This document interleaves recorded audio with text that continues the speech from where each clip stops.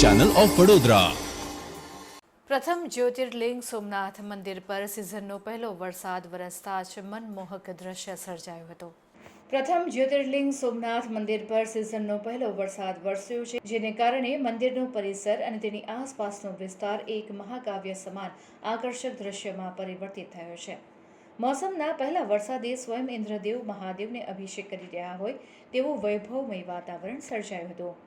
સોમનાથ મંદિર, જે દ્વાદશ જ્યોતિર્લિંગોમાં સૌપ્રથમ છે, તે પવિત્ર પ્રભાસ ભૂમિ પર ઇન્દ્રદેવના અમી સ્વરૂપ વર્ષાના પવિત્ર જળથી જય સોમનાથ મંદિરનો અભિષેક થઈ રહ્યો હોય તેવું અભિભૂત કરનારું દ્રશ્ય સર્જાયું હતું। આવેલા ભક્તો અને દર્શનાર્થીઓ માટે આ એક અનોખો અનુભવ હતો। હિન્દુ પરંપરા અનુસાર પ્રથમ વરસાદ જનજીવન માટે શુભ સંકેત માનવામાં આવે છે અને તે દેવી દેવતાઓની કૃપા અને પ્રસાદીનું પ્રતીક ગણાય છે। શ્રી સોમનાથ મંદિરના પ્રાંગણમાં મુશળધાર વરસાદના જળ મંદિરના પવિત્ર શિખર પર વરસતા જોઈને લોકો આનંદમાં મુગ્ધ થઈ ગયા હતા। આ પ્રથમ વરસાદ સાથે જ સોમનાથ મંદિરના છોડવાની હરિયાળી વધુ ખીલી ઉઠી હતી।